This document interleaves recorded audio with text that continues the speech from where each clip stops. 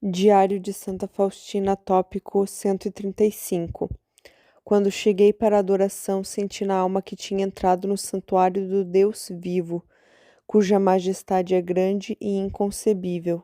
Surgiu diante dos olhos da minha alma uma visão que era como a de Nosso Senhor no Jardim das Oliveiras. Primeiramente, os sofrimentos físicos e todas as circunstâncias que o agravavam. Em seguida, os sofrimentos espirituais em toda a sua extensão e ainda aqueles dos quais ninguém saberá. Essa visão englobava tudo: julgamentos injustos, difamações. O que escrevo é um resumo, mas esse conhecimento era tão claro que o que mais tarde passei em nada era diferente daquilo que experimentei nesse momento. O Senhor me deu a conhecer que todo o mistério dependia de mim, da minha voluntária aceitação no sacrifício com toda a consciência da minha mente. Neste ato voluntário e consciente reside todo o poder e valor diante de Sua Majestade inconcebível. Sentia que Deus estava aguardando a minha palavra, o meu consentimento. Eu disse: Fazei de mim o que vos aprouver. Submeto-me à vossa vontade. A vossa santa vontade de hoje em diante será meu alimento. Serei fiel às vossas exigências, com auxílio da vossa graça. Fazei de mim o que quiserdes. Suplico-vos, Senhor, permanecei comigo em cada momento da minha vida. Quando consenti nesse sacrifício de toda a minha vontade e coração, a presença de Deus me transpassou de um lado a outro. A minha alma mergulhou em Deus e foi inundada de tanta felicidade que nem em parte posso descrevê-la. Sentia que Sua Majestade me envolvia. Uni-me com Deus de uma maneira estranha. Via o grande agrado que Deus tem por mim, e o meu espírito, por sua vez, mergulhou nele. Consciente dessa união com Deus, sinto que sou amada de maneira especial, e eu, da minha parte, amo com toda a força de minha alma. E o Senhor me disse: És a delícia do meu coração. De hoje em diante, tudo o que fizeres, mesmo o mais insignificante, será agradável aos meus olhos. Nesse momento, senti-me consagrada. O invólucro do corpo era o mesmo, mas a minha alma estava alterada, pois agora nela habitava Deus com toda a sua predileção. A coragem e a força permaneceram na minha alma. Quando saí da adoração, olhei com tranquilidade para tudo aquilo que antes tanto temia. Ela passou por um sofrimento e humilhação logo em seguida, mas ela aceitou tudo com submissão à vontade superior e se recolheu no Sacratíssimo Coração de Jesus. No tópico 139, ela traz de novo a importância de ter um diretor espiritual na vida. Tópico 140. O amor é forte apesar das grandes dificuldades e também é perseverante na vida monótona, diária e penosa. A alma que ama sabe que, para ser agradável a Deus, devemos fazer as mínimas coisas por grande amor. Amor e sempre amor. Tópico 143. Desperdicei muitas graças de Deus, pois sempre temia que fosse ilusão, embora Deus me atraísse a si com tanta força que muitas vezes não tinha condições de me opor à sua graça. Quando me via, de repente, mergulhada nele, mesmo que quisesse me inquietar, não podia. Tão grande era a paz que Jesus me concedia. Oh, como é miserável a minha alma que desperdiçou tantas graças! Eu fugia de Deus e ele me perseguia com suas graças. Graças ao diretor espiritual e à sua vigilância sobre a minha alma, conheci o que é a direção espiritual e como Jesus a considera. Frequentemente ouvia na minha alma essas palavras: fortifica-te para o combate. Se o seu amor é grande, Jesus lhe dá a conhecer que é tempo de pôr em prática o que recebeu. A alma reconhece que o Senhor conta com ela e esse conhecimento lhe dá forças. A alma sabe que para ser fiel muitas vezes terá que se expor a diversas dificuldades, mas ela confia em Deus e, graças a essa confiança, chega até onde Ele a chama. As dificuldades não assustam, são para a alma como o pão de cada dia. Não assustam absolutamente, nem intimidam. Tal como um cavaleiro continuamente em luta, não se assusta com o estrondo dos canhões. Está longe de se assustar, mas presta atenção para saber de que lado o inimigo ataca, a fim de conseguir a vitória. Não faz nada às cegas, mas investiga, reflete profundamente e, não contando consigo mesma, reza com fervor e pede o conselho de cavaleiros experientes e sábios, para assim conseguir quase sempre vencer. Porém, há ataques nos quais a alma não tem tempo nem de refletir, nem de pedir conselho, nem para mais nada. Neste caso, trava uma luta de vida ou morte. Algumas vezes é bom refugiar-se na chaga do coração de Jesus, não respondendo nem mesmo uma palavra. Só por esse ato o inimigo já está vencido. Considero o tempo da paz como o tempo da preparação para a vitória. A alma deve estar sempre alerta, vigilância, mais uma vez vigilância. A alma que reflete recebe muita luz. A alma distraída expõe-se à queda. Para que o Espírito Santo possa agir na alma, é preciso silêncio e recolhimento. Tópico 146. Oração. É pela oração que a alma se arma para toda espécie de combate. Tem que rezar a alma pura e bela, porque de outra forma perderia sua beleza. Deve rezar a alma que busca essa pureza, senão não a atingirá. Deve rezar a alma recém-convertida para não cair novamente. Deve rezar a alma pecadora, atolada em pecados, para poder se levantar.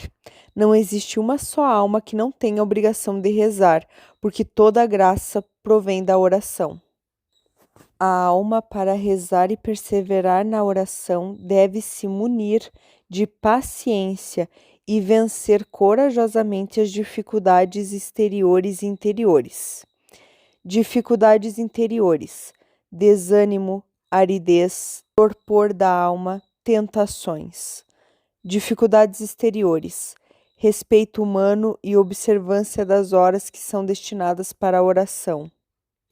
Tópico 148. A alma nobre e delicada, ainda que a mais simples, desde que possua uma fina sensibilidade, vê Deus em tudo. Sabe encontrar a Deus até debaixo das coisas mais obscuras. Tudo para ela tem significado, a tudo dá grande valor, por tudo agradece a Deus, de tudo tira proveito para si e atribui toda a glória a Deus. Confia nele e não se confunde quando chega o tempo das provações. Ela sabe que Deus é sempre o melhor Pai e dá pouca importância ao respeito humano. Segue fielmente o menor sopro do Espírito Santo e alegra-se com esse hóspede espiritual, agarrando-se a ele como uma criança à sua mãe. Onde outras almas param e se atemorizam, ela passa sem medo e sem dificuldades. No tópico 149, Santa Faustina passou uma época doente e Jesus lhe disse para refletir sobre os mistérios da sua dolorosa paixão durante a semana. Ela escreve: a partir daquele momento, uma grande alegria invadiu a minha alma e já não desejava quaisquer visitas ou luz. Jesus me bastava por tudo.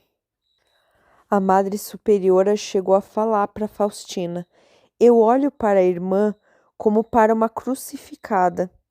No entanto, reconheço nisso a mão de Jesus. A irmã seja fiel ao Senhor. No caminho da irmã, os sofrimentos parecem brotar da terra. E no tópico 150, Santa Faustina vai falar de Santa Teresinha do Menino Jesus, Eu sempre comento que é muito legal essa dobradinha, História de uma Alma e Diário de Santa Faustina. História de uma Alma são exemplos práticos do que a imitação de Cristo pede pra gente. E para quem quer ter intimidade com Jesus Cristo, é o Diário de Santa Faustina.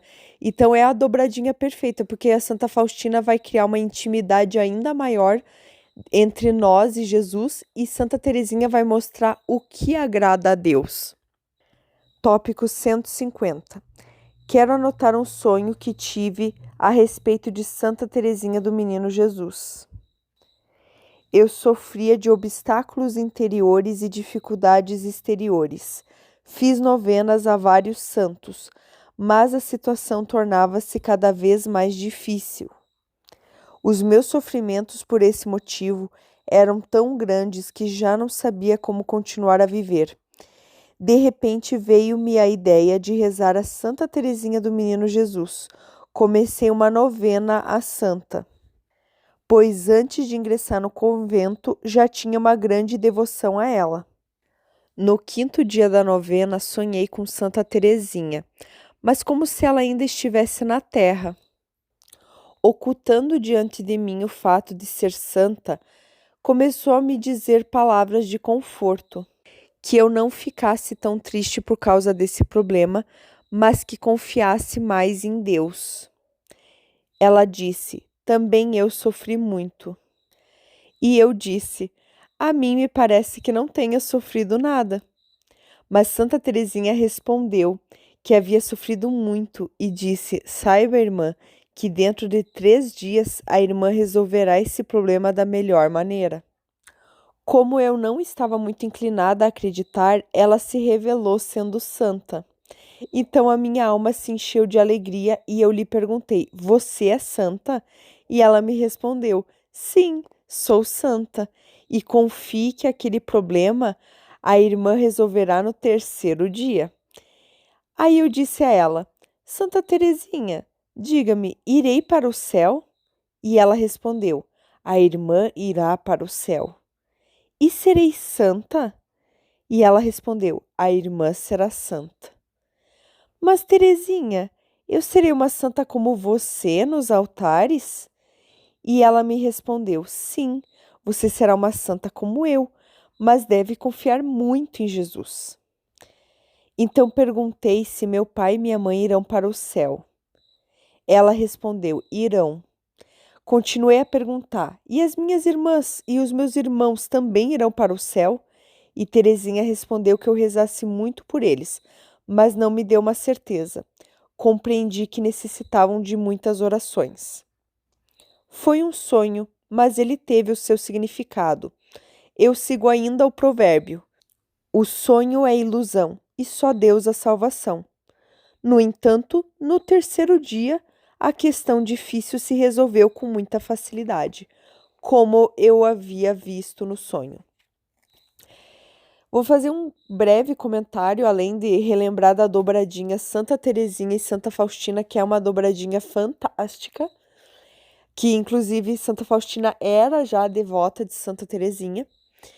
Mas, independente disso, eu tive bastante dificuldade em fazer esse áudio e eu não ia fazer esse episódio hoje porque eu passei por muitas dificuldades, muitas provações hoje e eu caí em desânimo. Mas, mesmo assim, acho que Jesus me inspirou a ler essa passagem e quem ouviu esse episódio percebeu que faz muito sentido. É um recado muito específico e muito importante e tem muito a dizer para nós num momento também difícil.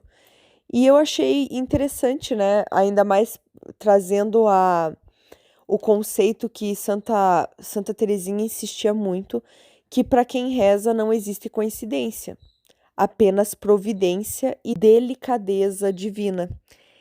E quis fazer esse comentário porque eu acho interessante que bem hoje que eu queria fazer esse episódio, eu enfrentei várias dificuldades, eu não ia fazer, mas aqui está, e acho que tem um significado tão magnânimo quanto o sonho de Santa Faustina, né?